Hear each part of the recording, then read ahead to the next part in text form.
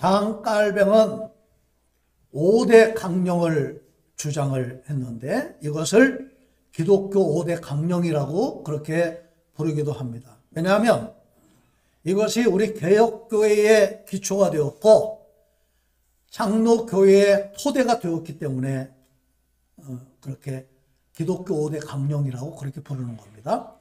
전적 타락, 무조건적인 선택, 제한적 속죄, 불가항력적 은혜, 성도의 견인, 이것을 5대 강령이라고 말을 해요.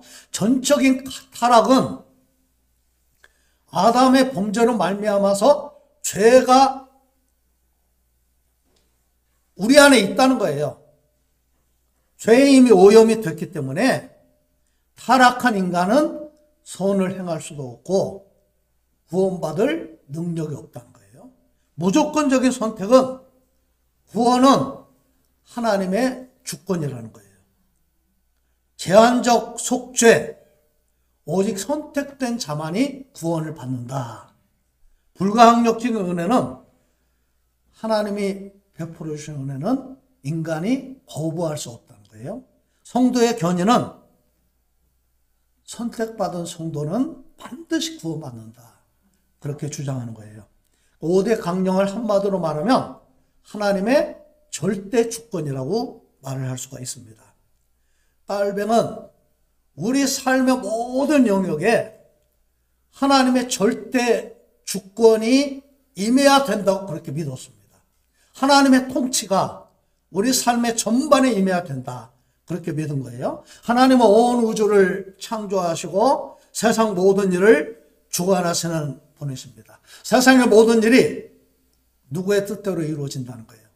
예, 하나님의 뜻대로 이루어진다. 하나님의 섭리가 있다. 그것을 우리는 믿음으로 고백하는 겁니다. 하나님의 절대 주권은 하나님을 절대적으로 인정하고 의지하는 것이고, 믿음은 뭐냐? 바로 하나님의 절대 주권을 인정하는 거예요. 여러분의 삶에서 하나님의 절대 주권을 믿습니까? 예, 내 생명도 하나님의 것이고 하나님이 주관하시고 내 가정도 하나님이 책임져 주시고 이 나라도 이 온 세상도 하나님의 손 안에 있는 것을 믿습니다. 우리 주변에 파도가 아무리 거세도 우리는 예수 그리스도를 믿음으로 의지하는 것, 그것이 바로 우리의 본분인 줄로 믿습니다. 과거에 미국이 우리나라를 위해서 공헌을 한 것이 사실입니다. 엄청나게 우리 미국의 은혜를 입었지요. 그러나 그렇다고 해도 미국을 맹목적이고 절대적으로 신뢰하는 것은 잘못된 것이라고 저는 그렇게 생각을 합니다.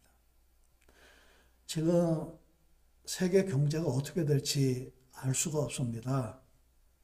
이런 불확실성을 촉발한 것이 바로 미국인데요. 작년에 미국의 1인당 GDP가 85,800불이에요. 세계에서 가장 1인당 국민소득이 높은 나라가 미국입니다. 인구가 3억 5천만입니다. 미국은 드넓은 영토를 가지고 있는데 아주 기름지고 천연 자원도 많고 자급자족이 가능할 뿐만 아니라 없는 게 없는 나라예요. 미국은. 모든 것이 풍부합니다. 세계에서 가장 잘 사는 나라. 예전에 제가 미국을 한 번 딱 가봤는데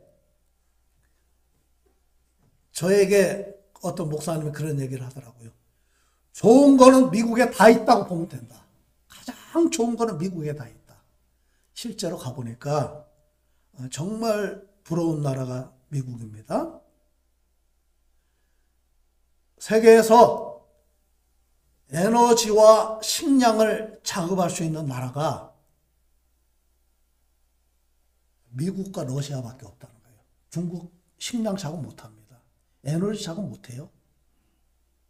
그런데 그런 미국이 지금 세계를 상대로 말도 안 되는 관세 전쟁을 지금 벌이고 있는데, 미국이 정상적이라면 이런 전쟁을 벌일 이유가 없죠.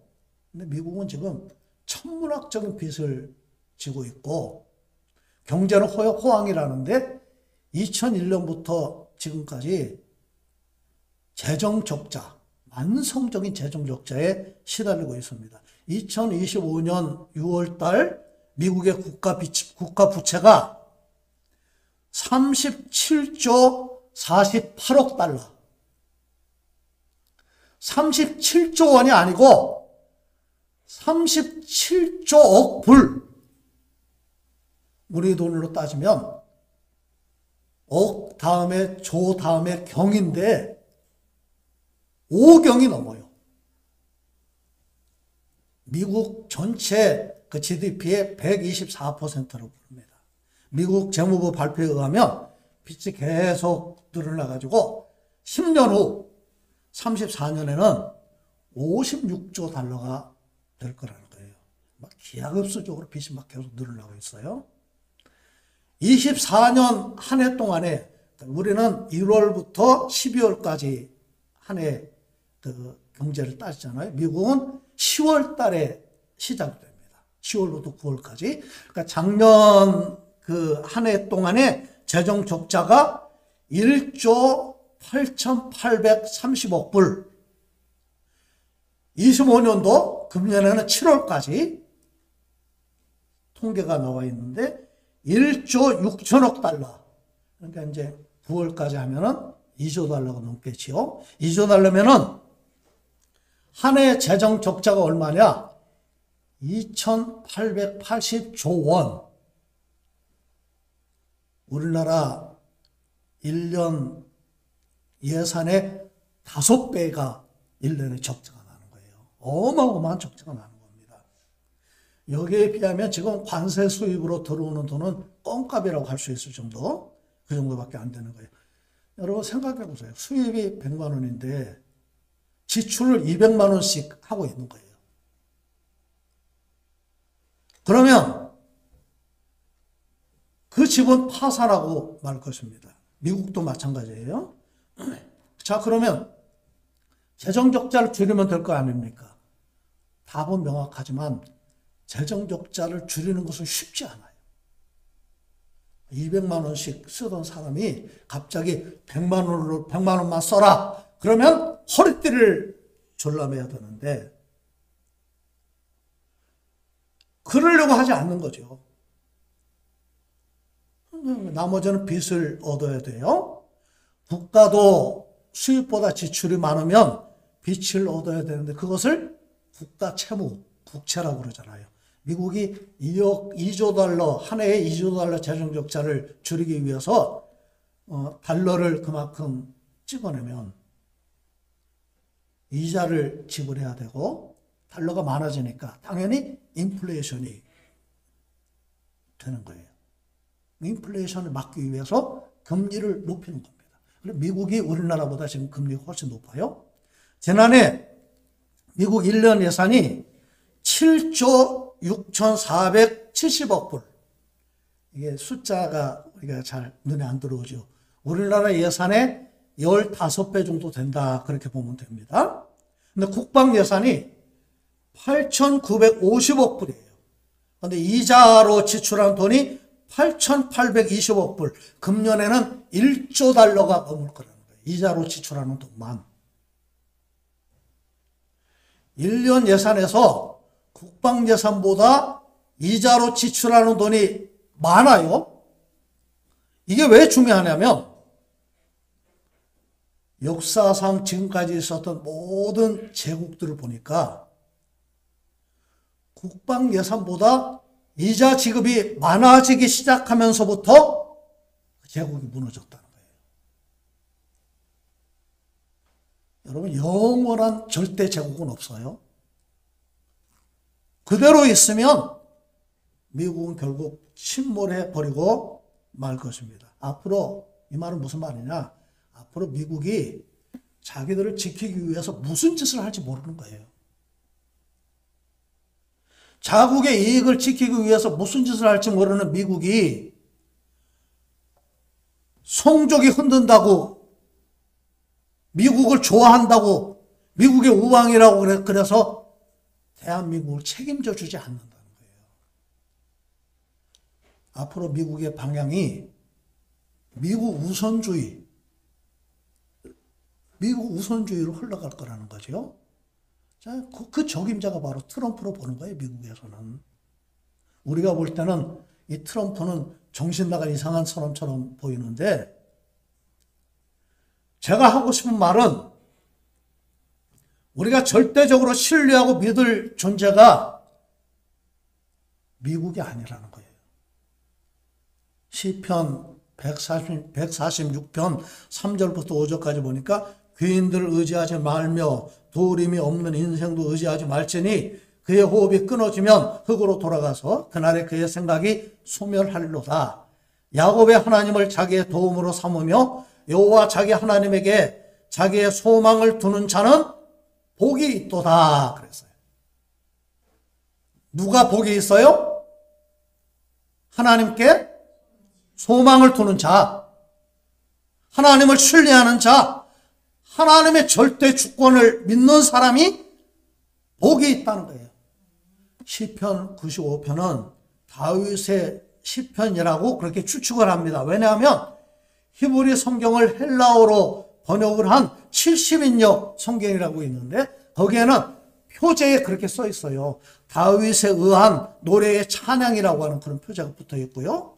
히브리서 4장 7절 8절을 보면 히브리서 기자가 시편 95편을 인용을 했는데 거기에 다윗의 시라고 그렇게 언급이 되어 있어요. 시편 95편은 첫째, 오늘 저와 여러분들에게 하나님을 찬양하라고 그렇게 외치고 있습니다. 우리 1절 말씀을 함께 읽겠습니다. 시작. 오라 우리가 여호와께 노래하며 우리의 구원의 반석을 향하여 즐거이 외치자 그랬어요. 노래하자, 외치자, 기쁨에 차서 즐거이 외치자, 기쁨에 차서 큰 소리로 외치라는 거예요. 누구를 외치라는 거예요? 여호와께. 그 다음에 여호와는 어떤 하나님? 우리의 구원의 반석이신 하나님. 찬양은 하나님을 향해서 기쁨으로 큰 소리를 외치는 거예요. 저는 저와 여러분들이 하나님을 찬양할 때, 또 예배 시간에 찬양할 때 정말 우리가 최선을 다해서 큰 소리로 주님을 찬양하는 그런 찬양으로 하나님을 찬양할 수 있기를 바랍니다. 자, 1절에 보니까 누구를 노래하냐? 여호와께, 우리의 구원의 반석이신 하나님께 노래하라. 이 구원은 이 본문 시편 95편 8절부터 보니까 출애굽할 때의 그 구원을 말하고 있습니다. 이스라엘을 애굽에서 구원하신 하나님, 그 하나님은 구약의 핵심이에요. 그 하나님을 붙잡고 오늘 나를 구원해 주시기를 다윗은 지금 하나님을 향해서 찬양하고 있는 거예요. 그 구원의 하나님이 오늘 저와 여러분들도 구원해 주실 줄로 믿습니다. 자, 이스라엘에서는 반석이 중요한 피난처로 사용이 되었습니다. 반석은 견고합니다. 반석은 영원합니다. 반석은 변함이 없습니다. 창과 칼과 화살로 반석을 뚫을 수가 없습니다. 이스라엘은 워낙 더운 곳이기 때문에 이 바위 그늘 아래가 가장 서늘하고 시원한 거예요.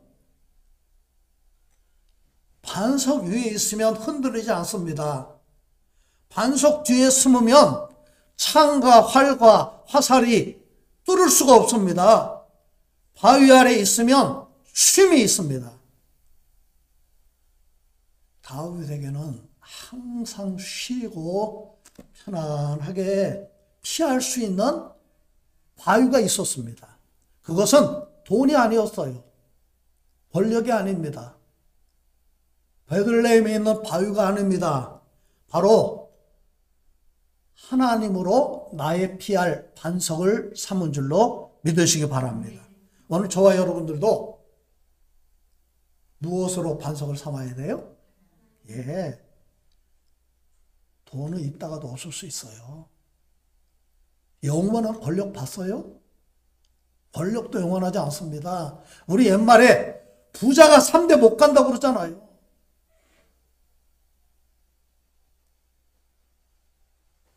자, 2절 말씀을 읽겠습니다. 시작. 우리가 감사함으로 그 앞에 나아가며 시를 지어 줄거이 그를 노래하자. 감사하자, 노래하자, 찬양하자. 감사함으로 그 앞에 나아가며 줄거이 찬양하자. 그 앞은 어딜까요? 예, 하나님 앞입니다. 성전입니다. 예배의 주인이신 그분 앞에 나아가자는 것입니다. 믿음은 우리의 구원의 반석을 향해서 나가는 거예요. 나아가며 이 카담은 민첩하게 앞으로 나간다 그런 뜻도 있지만 만나자 그런 뜻도 있어요. 하나님을 만나자.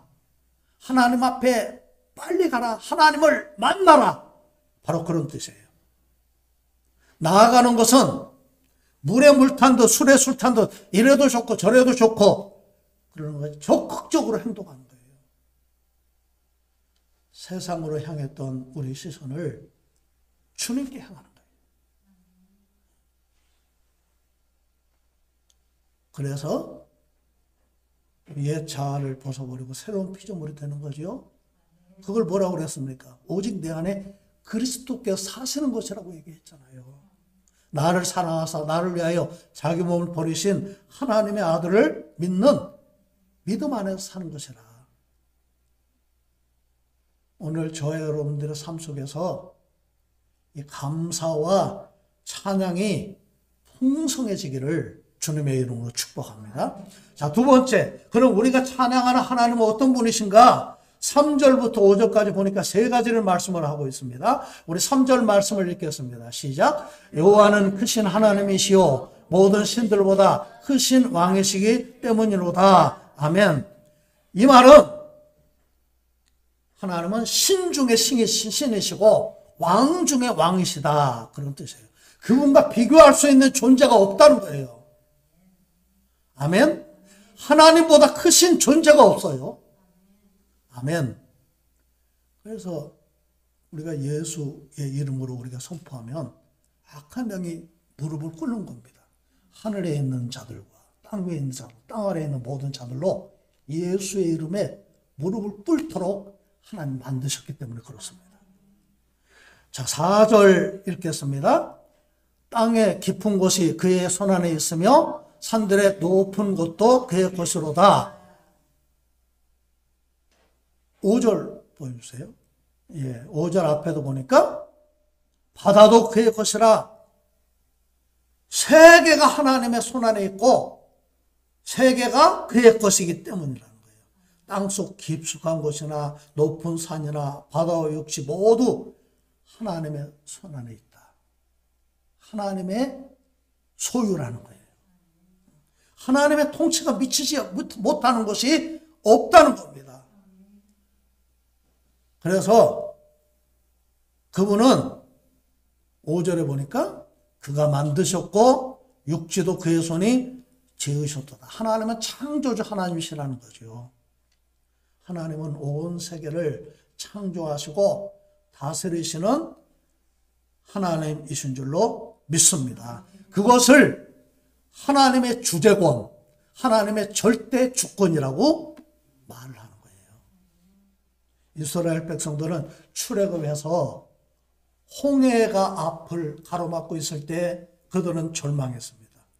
물 없고 먹을 양식이 없는 광야에서 계속 죽는다고 원망하고 불평했습니다.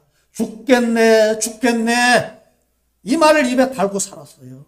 가나안 땅을 정탐하고는 자기들은 메뚜기 새끼들 같다고 불평을 했습니다. 굳게 닫힌 여리고성 앞에서 내가 할 수 있는 수단이 없었습니다. 그런데 출애굽 여정을 보면 그때마다 어떤 일이 벌어졌습니까? 홍해가 어떻게 갈라져요? 뒤에서 애국 군대가 쫓아오고 앞에 홍해가 가로막혀 있는데, 아니 어떻게 앞에 있는 홍해가 갈라집니까? 어떻게 반석에 샘물이 나와요? 어떻게 하늘에서 만나를 내리고 메추라기를 통해서 그들을 먹이십니까? 아니 어떻게 여리고성이 무너져요? 그 절망의 순간이 하나님을 만나고 하나님을 체험하는 간증이 되었다는 거예요. 우리 믿음의 삶도 마찬가지지요. 우리 삶 속에 이런 기적이 나타나게 되시기를 바랍니다. 이런 기적이 나타나면 얼마나 좋아요. 그런데 그런 큰 기적이 아니어도 오늘 나와 함께 하시는 하나님의 은혜가 우리에게 풍성하게 임하게 되시기를 바랍니다. 시편 27편을 보면 다윗은 어려운 상황에 처해 있었습니다. 악인들이 내 살을 먹이려고 쫓아오고 군대가 나를 대적하여 진을 쳤습니다. 거기에다 원수들이 나를 둘러쌌습니다. 내 생명을 위협하는 대적들이 있었고 위증자와 악을 토하는 자가 나를 치려고 하는 그런 상황에 다윗이 처해 있었습니다. 그런데 그 진퇴양난의 상황에 다윗은 당당하게 고백합니다. 시편 27편 1절, 여호와는 나의 빛이요 나의 구원이시니 내가 누구를 두려워하리요. 여호와는 내 생명의 능력이시니 내가 누구를 무서워하리요. 어떻게 이런 고백을 할 수가 있었을까요? 4절에 보니까 내가 여호와께 바라는 한 가지 일, 그것을 구하리니 곧 내가 내 평생에 여호와의 집에 살면서 여호와의 아름다움을 바라보며 그의 성전에서 사모하는 그것이라. 아니 그런 상황에서 어떻게 이런 기도를 할 수가 있었을까요? 악인들이, 원수들이 나를 둘러싸고 군대가 나를 대적하여 나를 죽이려고 달려드는 그런 상황에서, 죽느냐 사느냐 그런 상황에서 다윗은 누구를 바라보겠다는 거예요? 예, 하나님을 바라보고 하나님을 예배하겠다. 다윗은 내 삶의 자리에 모든 문제의 해답이 누구에게 있다는 것을 안 거예요. 예, 아멘.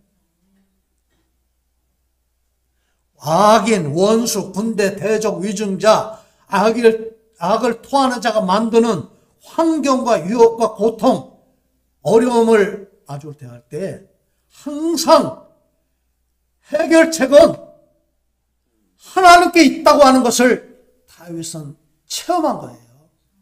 아멘.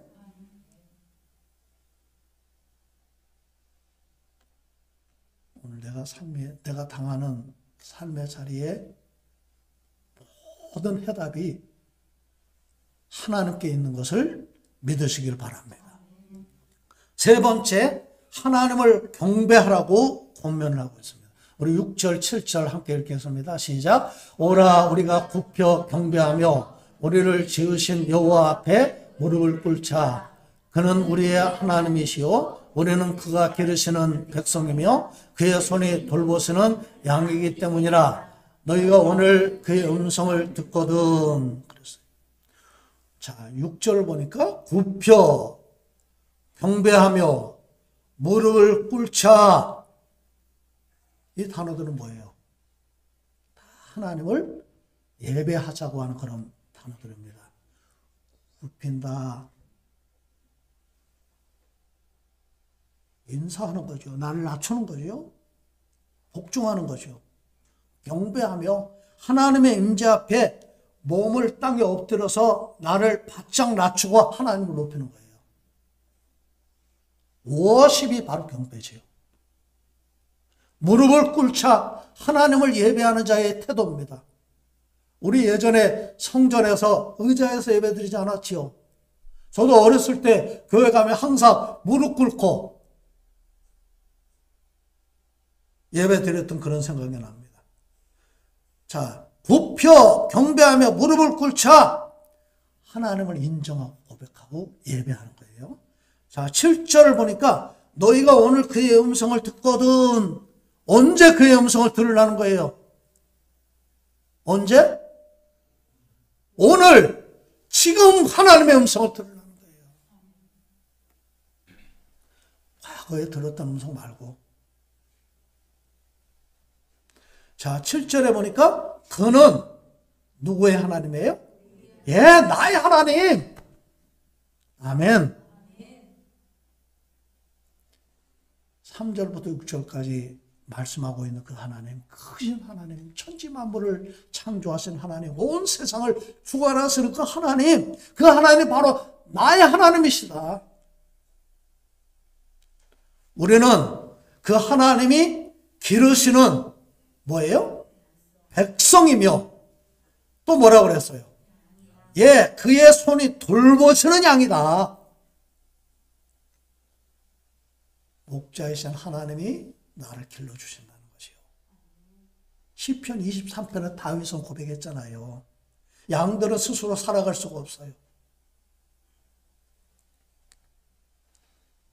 나는 선한 목자라. 선한 목자는 양들을 위하여 목숨을 버리거니와 주님이 십자가에서 죽으셨잖아요. 나는 내 양을 알고 양도 나를 아는 것이 아버지께서 나를 아시고 내가 아버지를 아는 것 같으니 나는 양을 위하여 목숨을 버리노라. 그의 손이 오늘도 우리를 돌보시는 줄로 믿습니다. 무엇처럼? 목자가 양을 돌보는 것처럼. 자, 1절 보니까 그 하나님을 찬양하라는 거예요. 2절 보니까 하나님께 감사하라고 그랬습니다. 6절 보니까 하나님 앞에 무릎을 꿇고 경배하라고 그랬습니다. 하나님은 우리의 삶을 책임져 주십니다. 아멘? 예. 그것을 믿는 것이 하나님의 절대 주권을 인정하는 거예요. 토니 캠플러라는 목사님이 그런 간증을 이분이 썼어요. 오늘날 교인이 목사님 나를 위해서 기도해 주세요.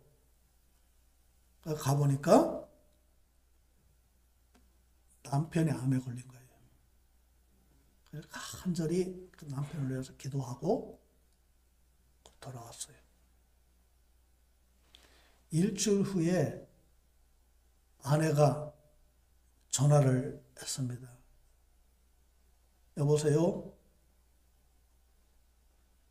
목사님이 우리 남편을 위해서 기도해 주셨는데 감사합니다. 남편이 암이 나은 게 아니라 세상을 떠났습니다. 참 그럴 때 목사는 마음이 아프고 난감하지요. 척척 그냥 기도하면 병이 다 나으면 좋을 텐데 그냥 이렇게 아무 말도 못하고 있는데 다시 말을 하기를 목사님 온전하게 생각하지 마세요. 우리 남편이 일주일 전에는 분노에 가득 차 있었습니다. 자녀와 손자들이 성장하는 것을 보지 못하고 죽을 생각을 하니까 억울하다면서 하나님을 원망했습니다. 근데 내가 그 모습을 볼 때 너무 힘들고 괴로웠는데 목사님이 오셔서 기도해 주셔서 우리 남편이 평안을 얻었습니다. 지난 3일 동안 우리 남편과 함께 기도하고 찬송하고 함께 웃으면서 하나님이 내 남편을 만져주신 그 은혜를 드렸습니다. 너무나 감사했습니다. 그러면서 이분이 그렇게 또 말을 했다는 거예요. 하나님이 우리 남편을 치료해 주시지는 않았지만 우리 남편을 치유해 주셨습니다. 참 우리가 살아가면서 하나님 은혜가 아닌 것이 없어요. 아멘. 예. 어떤 분이 바쁘게 일하다가 과로로 쓰러져 가지고 병상에 누워 있는데 아무것도 할 것이 없었습니다. 이분이 너무 속상했어요. 주님, 할 일이 이렇게 많은데 내가 지금 주님을 위해서 할 게 아무것도 없습니다. 주님의 음성을 들었다는 거예요. 네가 할 수 없는 일은 내가 할 것이다. 그러니 너는 네가 할 수 있는 일을 해라. 그래서 이분이 깜짝 놀라가지고 지금 내가 할 수 있는 일이 뭔가 고민을 했다는 거예요. 내가 할 수 있는 일이 있을까요? 없을까요? 있어요. 기도하는 거 할 수 있잖아요. 하나님을 예배하는 거, 찬송하는 거 아무리 꼼짝 못하고 누워 있어도 할 수 있어요. 우리 장로님이 늘 교회에 오셔서 감사하게 늘 기도를 하시는데, 저는 이제 장로님 기도하실 때 방해를 하지 않으려고 제가 이 근처에 얼쩡되지 않습니다. 근데 보면 장로님이 찬양을 또 많이 부르실 때가 있어요. 근데 그 찬양을 찬송가를 보면서 부르는 찬양이 아니에요. 눈을 감고 가사를 외우셔가지고 그렇게 해서 1시간, 2시간 찬양을 하신다는 거예요. 대단하시지요? 예, 우리가 예배하고 기도하고 찬송하는 거 언제 어디서나 어떤 상황에서도 할 수가 있어요. 여러분, 오늘 나에게 베풀어 주신 은혜가 무엇인지를 반드시 기억하고 감사하는 그런 저와 여러분들이 되시기를 바랍니다. 골로새서 1장 27절에 보니까 너희 안에 계신 그리스도는 영광의 소망이니라 그랬어요. 한번 따라해 보세요. 그리스도는 영광의 소망입니다. 예. 근데 그 앞에 뭐라고 말했냐면 그것은 미스테리온, 감추어진 비밀이다. 그렇게 말씀을 했어요. 자, 그분은 내 안에 계시고 영광의 소망이시기 때문에 그 다음 29절에 사도 바울이 뭐라고 말을 했냐면 이를 위하여 나도 내 속에서 능력으로 역사하시는 이의 역사를 따라 힘을 다하여 수고하노라 그랬어요. 하나님의 비밀인 그리스도가 오늘 저와 여러분들에게도 영광의 소망인 줄로 믿습니다. 그 앞에 굽혀서 경배하고 무릎을 꿇어 예배하는 우리 모두가 되시기를 주님의 이름으로 축복합니다. 우리 기도하겠습니다.